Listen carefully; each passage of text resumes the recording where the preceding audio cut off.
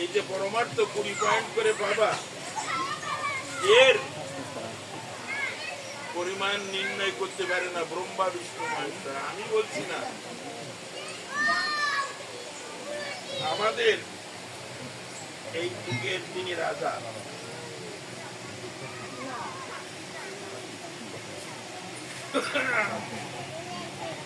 সেই মনুদেব, তিনি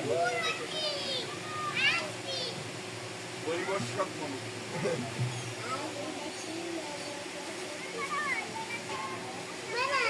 কিন্তু আমরা হিন্দুরা বুঝলাম না, আমরা নিচে গিয়ে চলে গেলাম। কিন্তু আমাদের অনুশীলন চর্চা কিছু নেই। হিন্দুদের 1 নম্বর কি আছে? পূজা।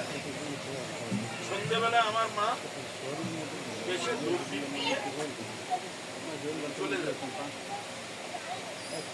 এরপরে আসবে তাপস স্কুল থেকে, এসে ও বসে ও একা একা গুরুদেবের গুরু কর্মটা করে।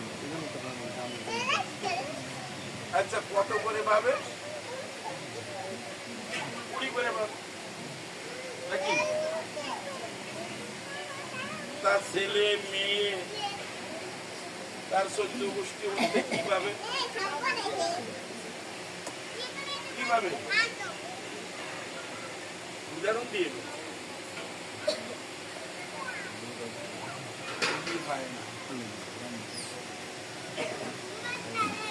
2 নম্বর আমাদের আছে উৎসব। এই যে উৎসব হচ্ছে, উৎসবের থেকে আমরা কি পাবো? এই উৎসবে যারা মহারাজরা আসবে বা অন্যান্য সাধুগুরু বৈষ্ণব আসবে, তারা যা বলবে ওকে আমরা একটাও মানি, বাড়িতে আমরা ও নিয়ে যাই,